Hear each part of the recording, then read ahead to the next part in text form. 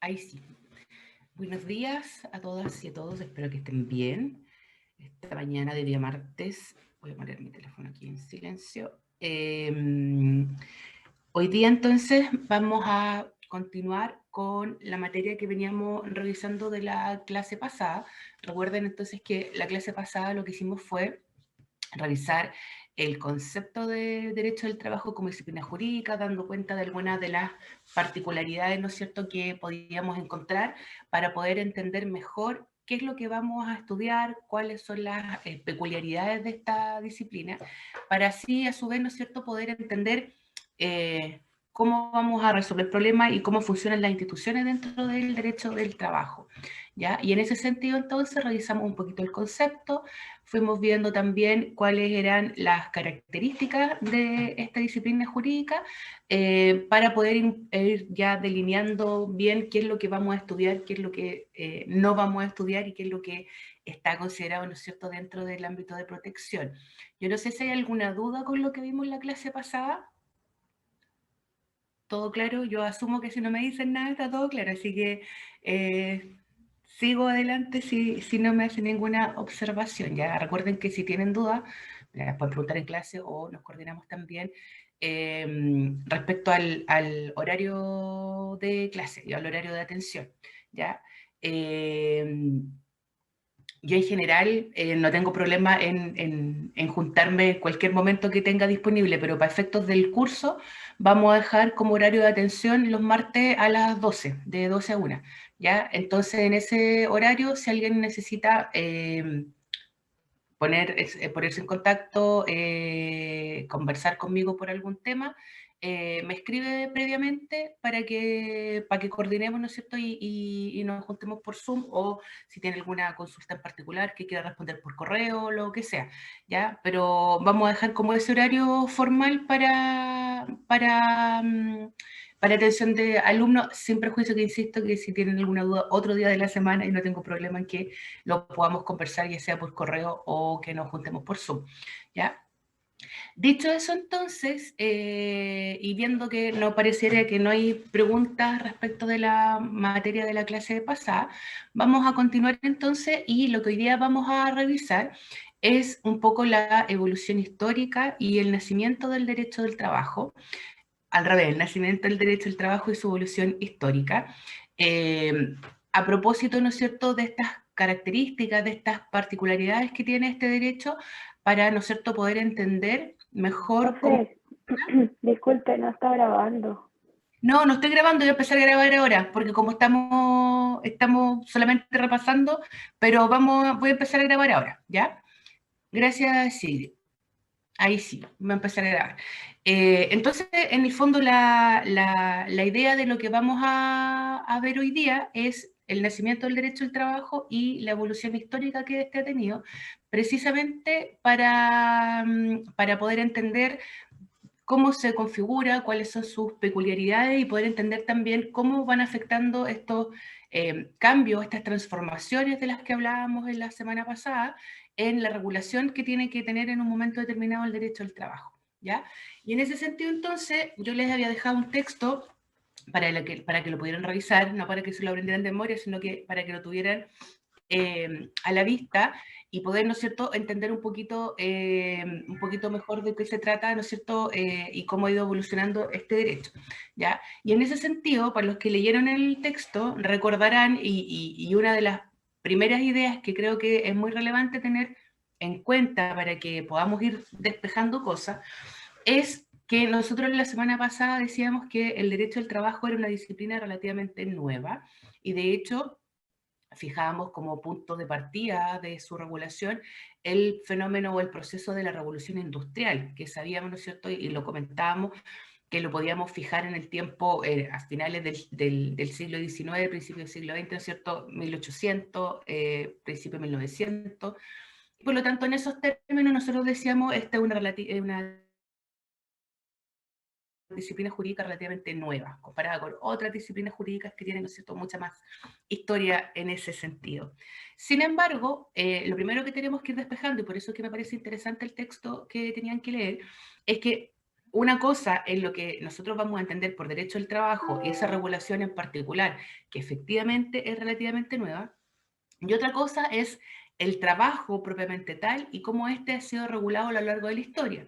¿Ya? ¿Por qué? Porque si ustedes se fijan en el texto, lo primero que se deja claro es que el trabajo, entendido, ¿no es cierto?, como lo veíamos la semana pasada, como una actividad del hombre humana, ¿no es cierto?, tanto intelectual como física, ha existido desde siempre y además hemos podido o se han podido determinar distintos periodos en los cuales se han regulado distintos modelos o sistemas de apropiación del producto del resultado de ese trabajo. ¿Ya? Por lo tanto, la idea de que una persona preste servicios para otra y eso esté amparado por el derecho de alguna forma no es algo nuevo, no es algo novedoso. ¿Ya? Entonces, lo primero que tenemos que tener claro es esa separación. Una cosa es el derecho del trabajo que estudia el tipo de trabajo en el cual nosotros vamos a concentrar, y otra cosa es cómo ha sido regulado el trabajo y los modelos de apropiación, bien digo, de los productos de ese trabajo a lo largo de la historia. ¿Por qué? Porque en el texto lo primero que hace, la primera diferencia que hace es qué pasa con otros modelos más antiguos en los que también uno podía identificar esta figura, ¿no es cierto?, en la cual una persona presta servicios para otra y está amparado por el derecho. ¿Alguien se acuerda cuál es, de lo que, sí, que leyeron el texto, a qué tipos de forma o de regulaciones jurídicas se refiere antes del derecho del trabajo propiamente tal? Cuando habla Cuando Sí, Rocío. No te escuché. habla... ¿Aló? Aló, Camila. Hola. Hola. Habla de la esclavitud, de la servidumbre y... Ay, se me olvidó el otro. Y de ahí empieza a hablar del derecho al trabajo, efectivamente. ¿Cierto? Sí. Habla como de etapas previas al derecho al trabajo, la servidumbre y la esclavitud.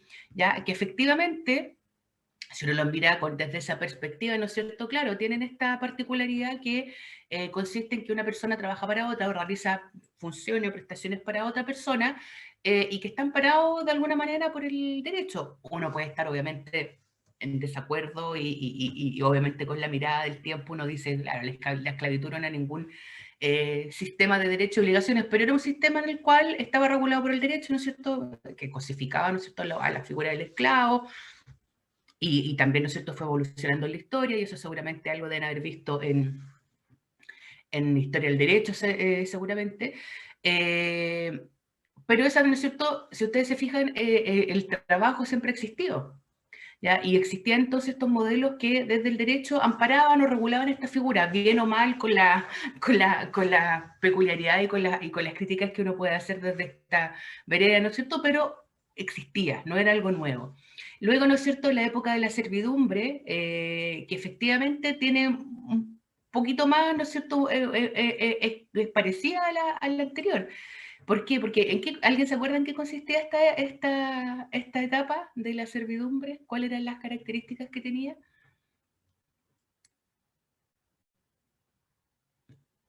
¿Alguien se acuerda? Esto se lo tiene que haber visto en historia. Que había trabajo por cuenta propia también, aparte de que antes eran como el trabajo esclavo, podría decirse, después el trabajo de servidumbre, y ahí podía ser por cuenta propia y por cuenta ajena.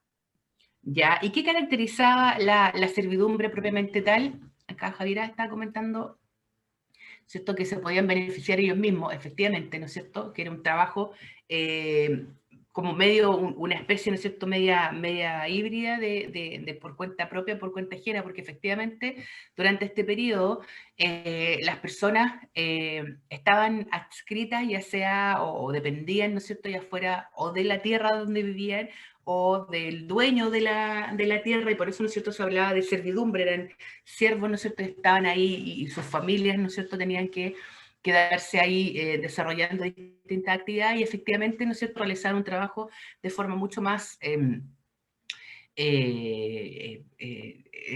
personalizada, si se quiere, ¿no es cierto? En esa época también, ¿no es cierto?, se pueden ver la realización de oficios, ¿no es cierto?, que cada persona se dedicaba a realizar distintas tareas, y a eso me entiendo, ¿no es cierto?, que se refieren también con la idea de de los trabajos los cuales podían quedarse con el beneficio, ¿ya? Pero en general, ¿no es cierto?, también regulaba esta figura, esta idea en la cual una persona, que era el siervo, ¿no es cierto?, el vasallo que estaba ahí adscrito a la tierra o al amo y que debía realizar distintas funciones y que también esto implicaba o involucraba también a su familia, que todos, ¿no es cierto?, vivían en el mismo lugar y tenían que prestar servicio en el mismo lugar.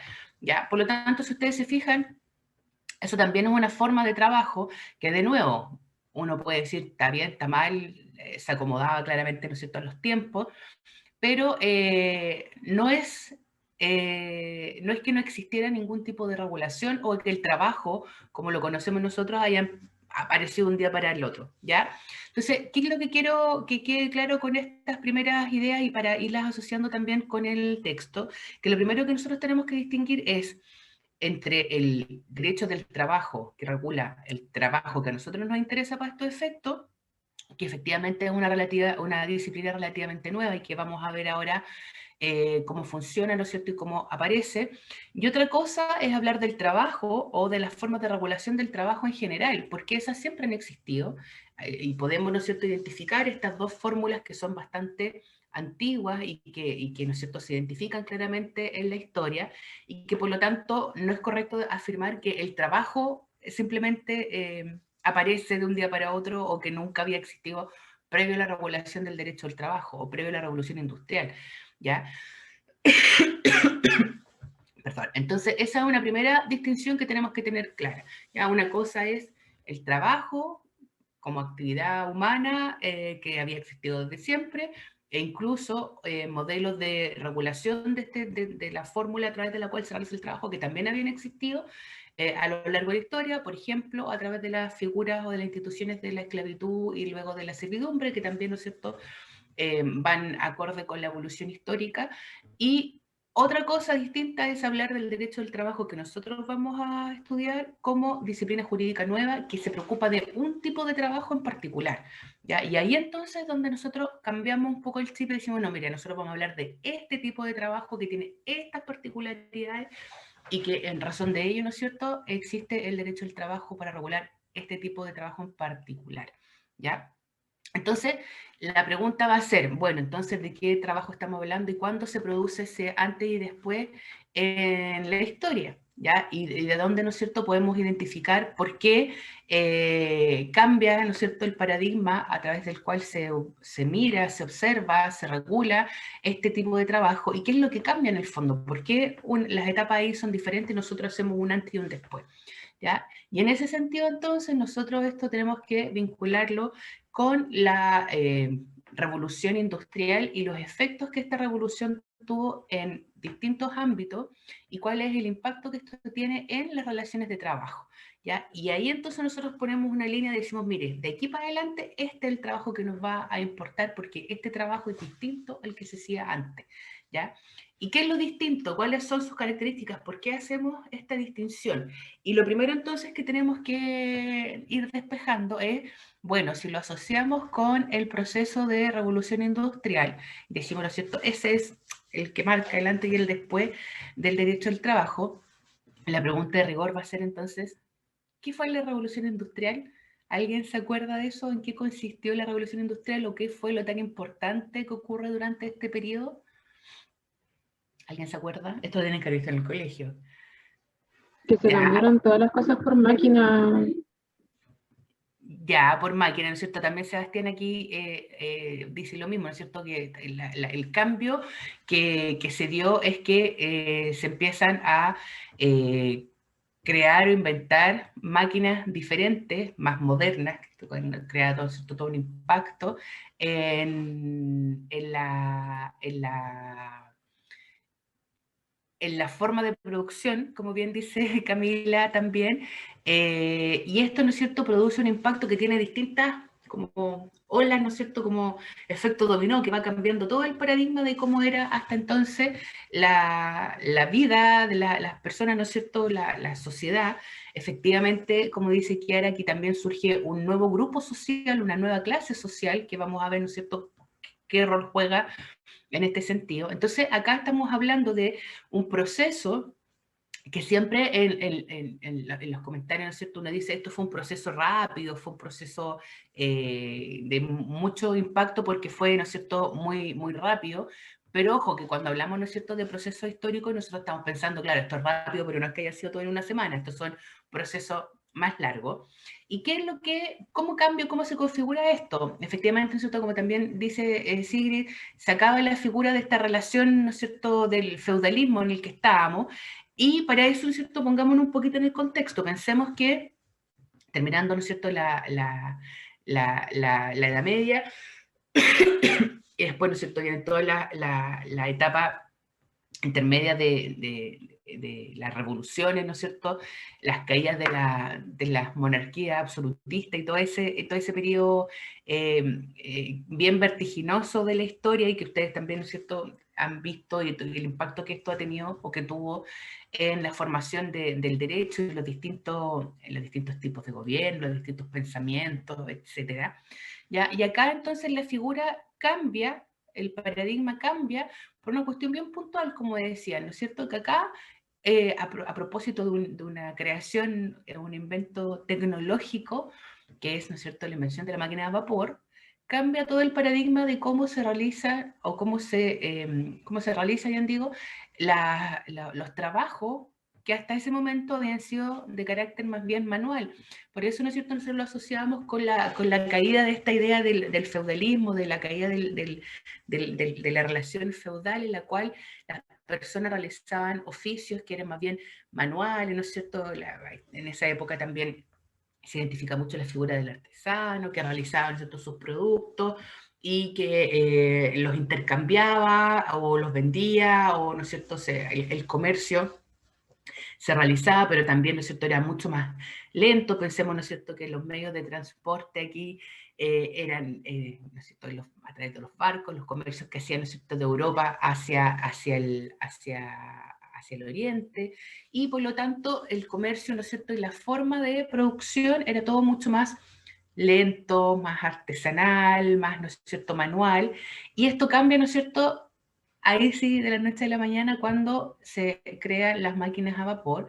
¿Y qué es lo que hace esto? Cambia, ¿no es cierto?, la forma a través de la cual se realizan los trabajos. ¿Por qué? Porque ahora ya entonces no es necesario, o más que no sea necesario, se puede realizar los tipos de trabajo, los tipos de servicio de forma mucho más rápida, de forma mucho más eficiente a través de estas nuevas tecnologías que se crean a partir de esta época, que, insisto, esto también, ¿cierto?, fue bien como efecto dominó con harto repercusiones, pero el antecedente directo, ¿no es cierto?, es la creación de estas nuevas máquinas tecnológicas que cambian el paradigma de cómo se realiza el trabajo, porque entonces ahora ya no necesito a 10, 20, 30 trabajadores que realicen su oficio, que realicen su trabajo, sino que todo ese trabajo puede ser realizado por estas nuevas maquinarias, ¿no es cierto?, modernas de aquella época, y además también, ¿no es cierto?, tiene todo un efecto en cómo se realiza el comercio, porque efectivamente dentro de los primeros inventos, ¿no es cierto?, la máquina de vapor, los trenes que empiezan, ¿no es cierto?, ahí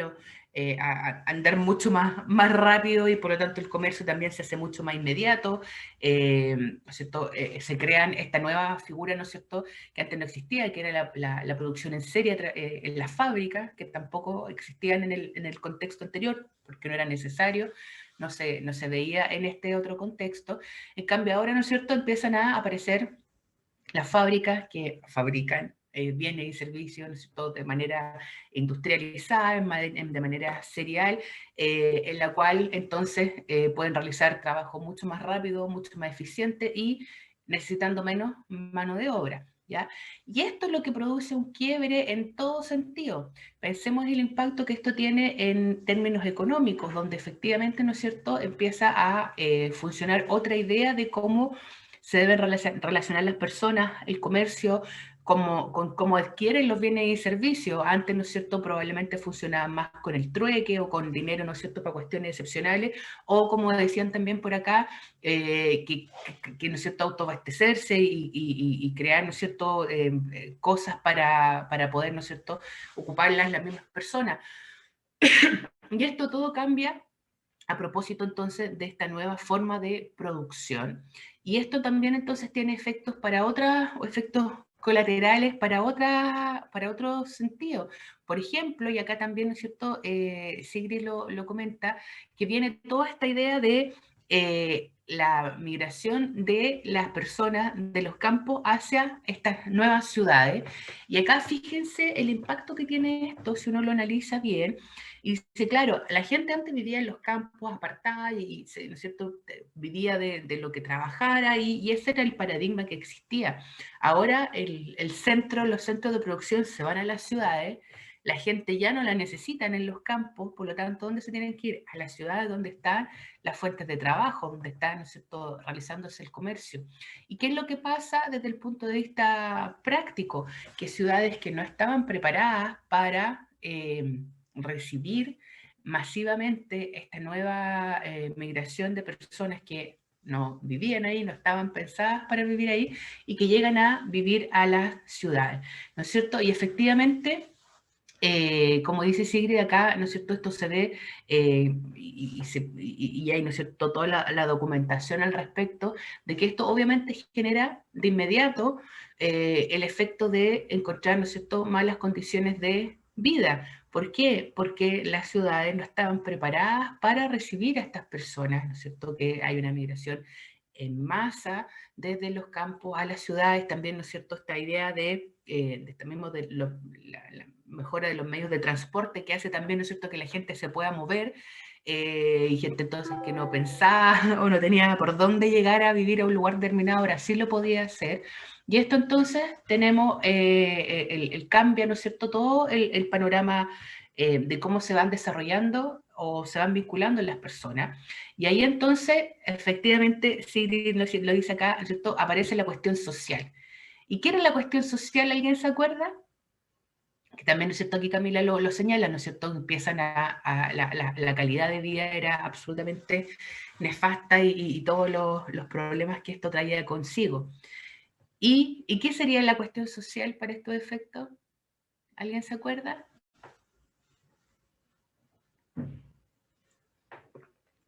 ¿En qué consistía esto?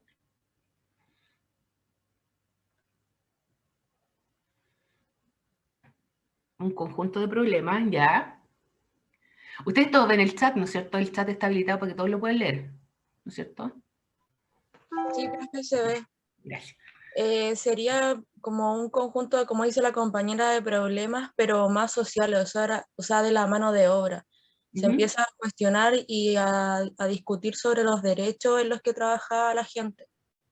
Ya, ¿no es cierto? Y esto, efectivamente, el antecedente directo que tenemos es este cambio en la sociedad, en la cual las ciudadanos entonces no están preparadas y aparece este nuevo grupo de gente que finalmente se va configurando como una nueva clase social, como decía la Camila más arriba, ¿no es cierto? Y aparece este nuevo grupo de personas que tienen estas características comunes, ¿no es cierto?, que tienen malas condiciones de salubridad, de higiene, ¿no es cierto?, por las condiciones en las que les toca vivir, que dependen, ¿no es cierto?, del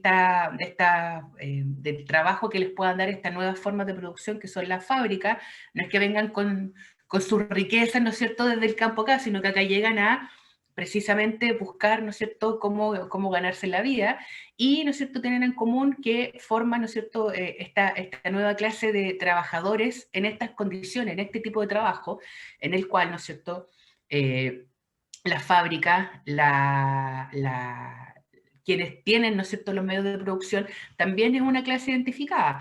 Y acá, ¿no es cierto?, obviamente los que tienen los dueños de las fábricas, que son los dueños de las maquinarias, los que establecen, ¿no es cierto?, las formas de producción, los dueños de los medios de producción, van por una parte, y por otro lado, ¿no es cierto?, aparece esta nueva clase, este nuevo grupo de personas, un nuevo grupo de trabajadores que se caracterizan porque tienen estos elementos en común.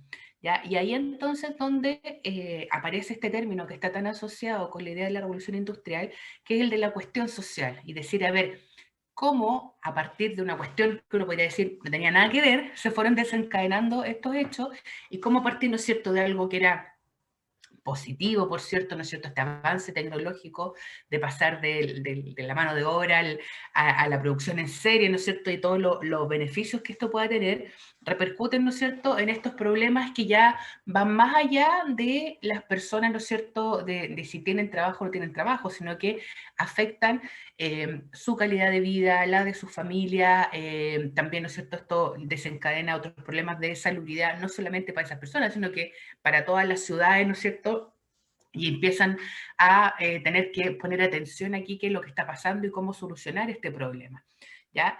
Entonces, si ustedes se fijan, esto marca un antes y un después, porque aquí cambia todo el paradigma de cómo se relacionan las personas, el modelo económico, los modelos sociales, ¿no es cierto?, el rol que tiene que cumplir aquí también el Estado para hacerse cargo de estos problemas, ¿no es cierto?, sobre todo pensando, ¿no es cierto?, en los problemas de salud, de higiene, de hacinamiento, ¿no es cierto?, como dice también aquí Sigrid, ¿no es cierto?, estas nuevas formas de viviendas que no son suficientes para albergar a la cantidad de personas que llegan a vivir en estas condiciones.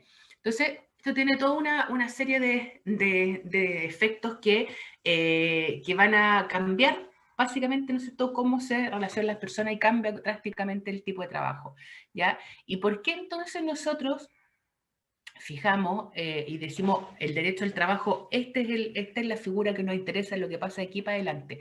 Porque si ustedes se fijan, acá en este panorama, con cuestiones, ¿no es cierto?, que no están a lo mejor vinculadas directamente con el trabajo, sino que son cuestiones o elementos, ¿no es cierto?, que se van conjugando y que tienen este resultado, este efecto final.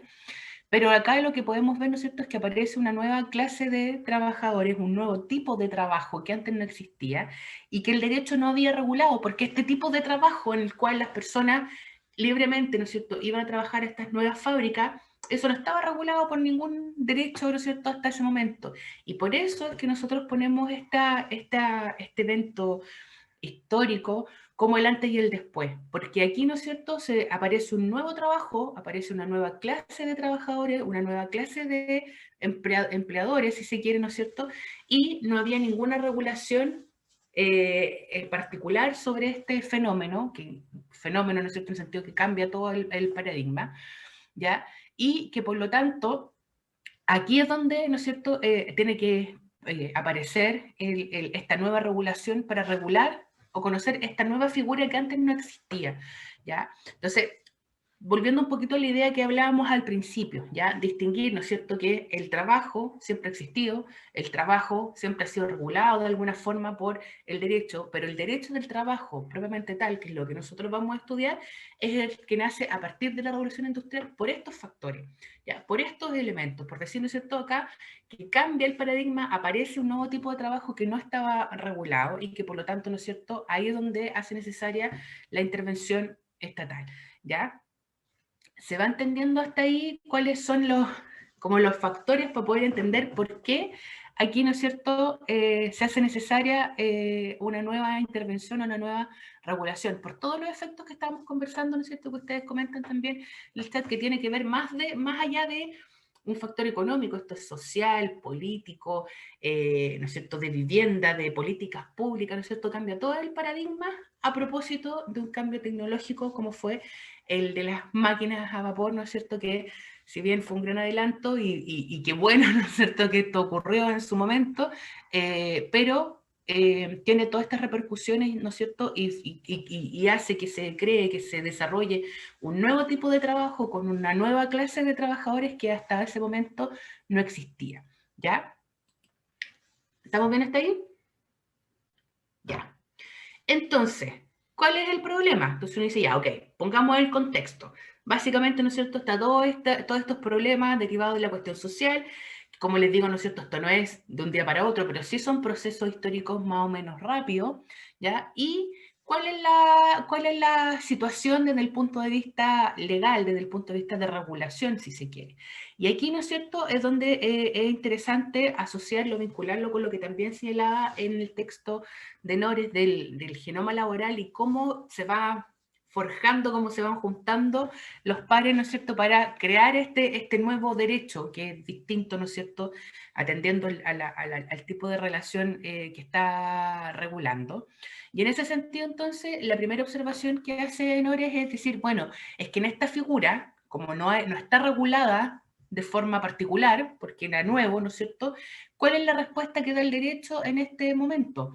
Decir, ¿no es cierto?, que este tipo de relaciones, para este tipo de personas, esta nueva clase social, ¿no es cierto?, esta nueva clase de trabajadora, se tiene que regir por las reglas que hay, porque no hay nada distinto, no, todavía no se piensa, ¿no es cierto?, que esto tiene que regularse de forma diferente.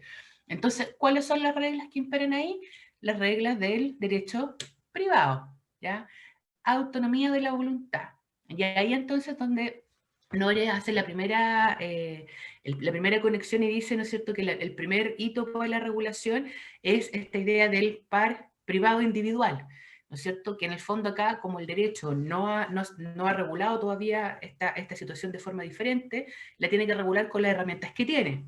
Y las herramientas que tiene son el derecho privado, que se basan, ¿no es cierto?, en la idea de la autonomía de la voluntad.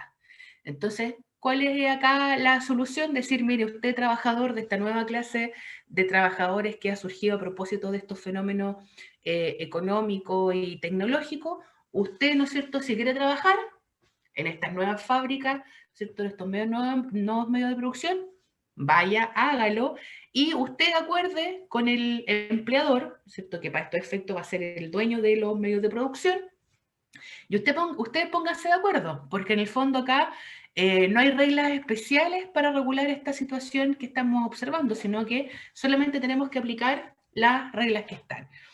Y ahí entonces donde podemos empezar a observar que se empieza a caer desde el principio este problema, ¿cierto? Porque ¿cuál es el problema de fondo de pensar que en este contexto en el que estamos, ¿no es cierto?, armando, ¿no es cierto?, con todos estos elementos, con todos estos problemas que hemos ido identificando, y decir, ¿no es cierto?, que la respuesta del derecho es regulación de autonomía de la voluntad, en la cual el empleador con el trabajador regulen o acuerden las condiciones, ¿no es cierto?, a través de las cuales va a realizar el trabajo. ¿Cuál es el problema aquí desde el punto de vista de regulación?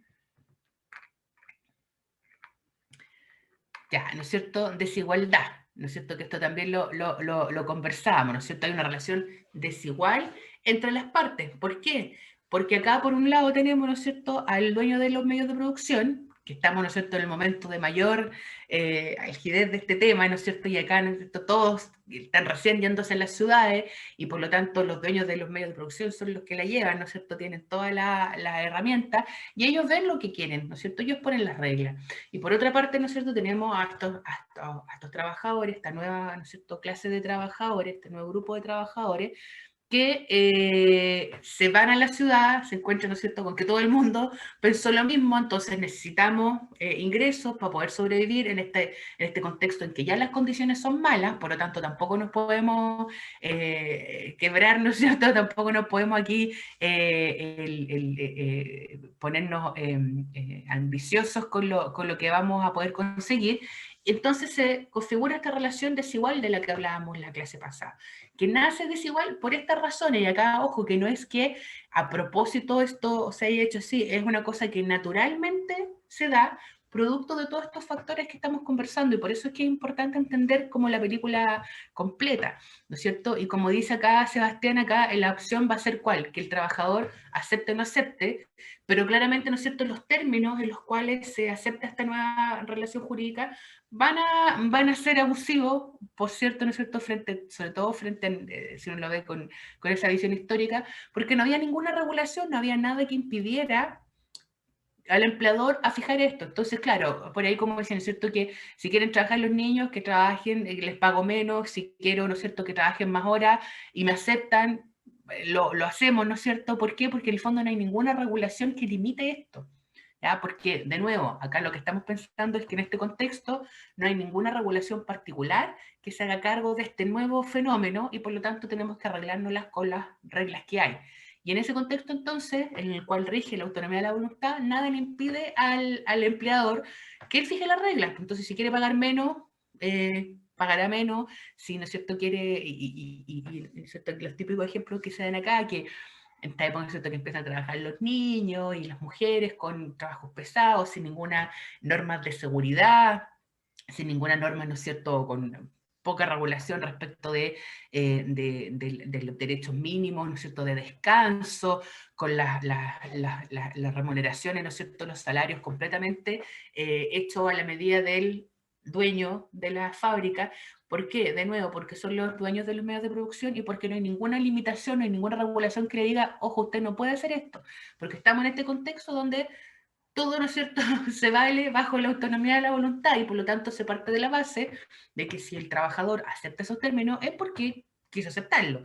Pero, ¿no es cierto?, como bien señala acá Sebastián, esto sabemos que no es así, no lo era así en esa época, tampoco lo es así hoy día, ¿no es cierto?, y que esos términos, esa libertad o esa autonomía es relativa para el trabajador, porque está en estas condiciones, ¿ya?, en las cuales o acepta las condiciones que le imponga el empleador sin ninguna limitación, o no acepta pero no tiene pega y no tiene dinero, ¿no es cierto?, no puede mantener a su familia, no puede sobrevivir en esta situación, ¿no es cierto?, que ya veíamos que era bien complicado con todas las medidas de seguridad, de salubridad que se van desarrollando, ¿ya?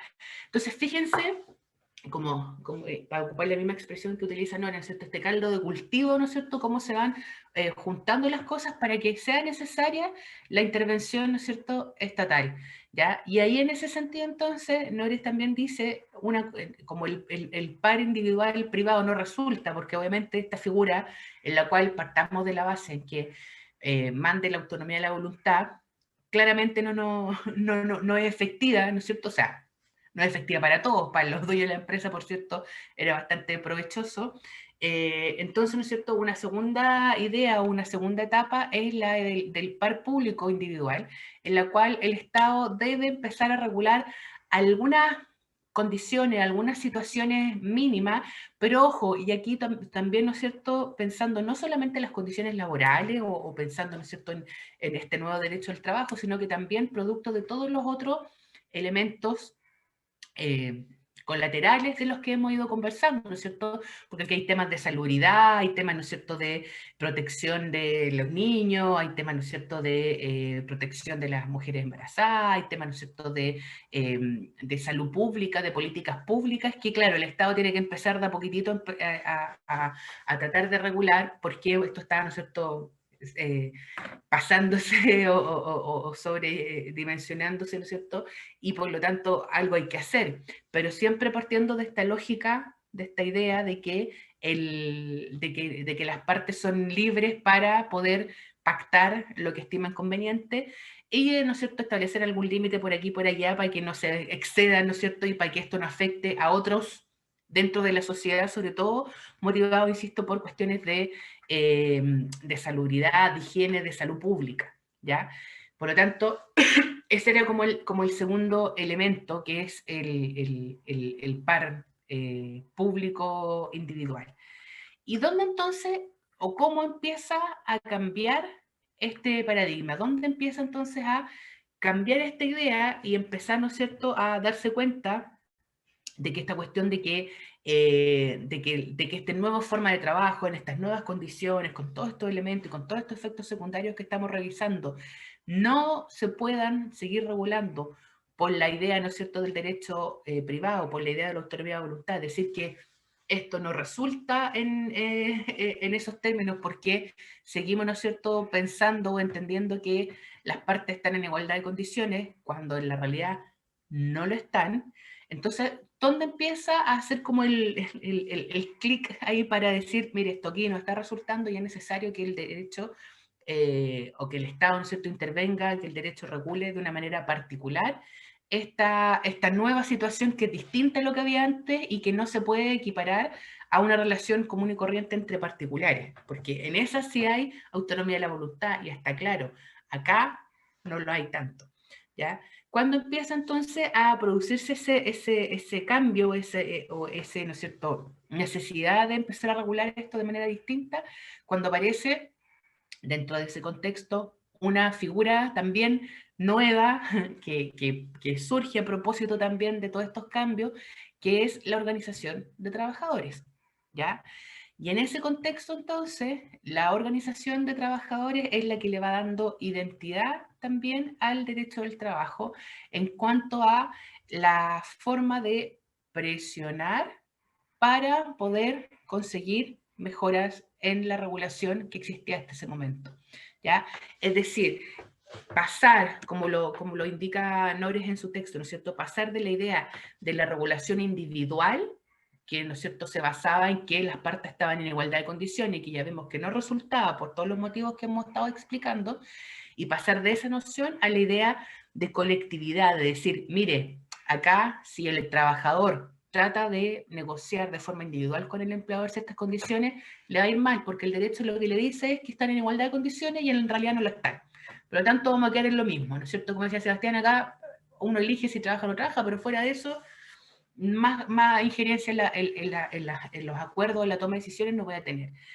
¿Cuándo va cambiando eso entonces? Cuando efectivamente se empieza, ¿no es cierto?, a surgir esta noción de colectividad, de decir, ok, pero todos estos trabajadores, que como decíamos, ¿no es cierto?, forman parte de esta nueva clase de trabajadores que tienen estas características en común, ¿no es cierto?, que son personas que viven en malas condiciones, que tienen, ¿no es cierto?, esta necesidad de trabajar, que están, ¿no es cierto?, en la misma situación de tener que aceptar las condiciones que impone el dueño de la fábrica, por los motivos que hemos estado conversando. Entonces empieza a generarse esta idea de que, ok, de forma individual no resulta, pero si nos agrupamos, si nos organizamos de forma colectiva y todos los que tenemos, ¿no es cierto?, las mismas características, tenemos los mismos problemas, ¿por qué, no es cierto?, si nos organizamos, podemos de cierta forma balancear o equilibrar el poder que tiene el empleador? Y es ahí donde se empieza a producir el desbarajuste, ¿no es cierto? Y empieza a formar, ¿no es cierto?, esta situación, ¿no es cierto?, de entender que de forma individual no iban a funcionar, pero sí que podían avanzar si se organizaban de forma colectiva y que de esa forma podían equiparar el poder que tenía el dueño de la empresa, ¿ya? ¿Por qué? Y acá, ¿no es cierto?, ¿cuál es la forma que tienen de presionar los trabajadores organizados colectivamente? Esto también lo veíamos el otro día. La huelga, ¿no es cierto? ¿Y eso qué significa? Que paralicen las actividades, ¿no es cierto? Y si yo paralizo las actividades, una persona individualmente considerada, digo, yo no voy a trabajar hasta que me cambien las condiciones, probablemente en este contexto, ¿no es cierto?, el dueño de la fábrica va a decir, ok, váyase, y yo pongo a otra persona a hacer esa pega. Pero si todos los trabajadores se organizan y ninguno de ellos presta servicio y presiona, ¿no es cierto?, a través de esta paralización, entonces cambia la figura.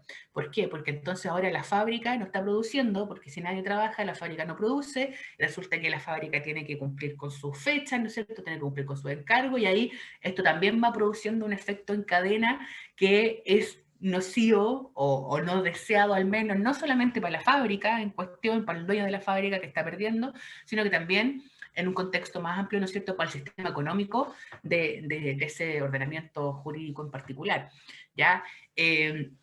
Me gustó el comentario que hizo Sebastián respecto a la revolución rusa, que precisamente tiene mucho de su origen en todo este contexto que estamos hablando, ¿ya? Y que viene después, ¿no es cierto?, y que en esta época inmediatamente post de la revolución industrial también se empieza a forjar este germen que después termina, ¿no es cierto?, con la revolución rusa, ¿ya? Entonces, ¿cuál es la idea? Y para ir redondeando, ¿no es cierto?, este concepto, que acá precisamente entonces lo que el cambio, lo que hace el clic en el cambio de paradigma, ¿no es cierto?, para entender esta nueva relación jurídica es precisamente eso, entender que esta nueva forma de trabajo en este contexto no se puede seguir regulando en los términos que se conocía hasta entonces, ¿no es cierto?, que como no había nada nuevo, se dejara al derecho privado, que partía de la noción de la autonomía de voluntad, que aquí no aplica.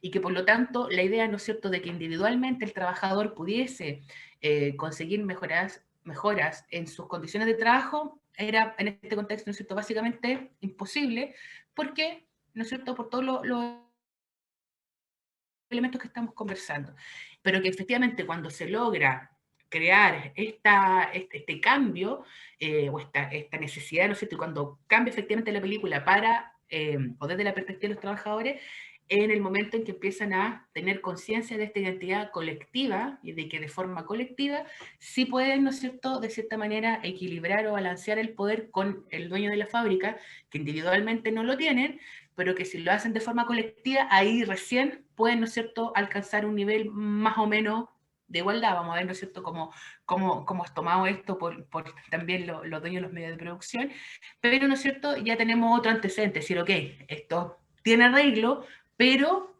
tomando conciencia, ¿no es cierto?, de la importancia que tiene para estos efectos el actor colectivo.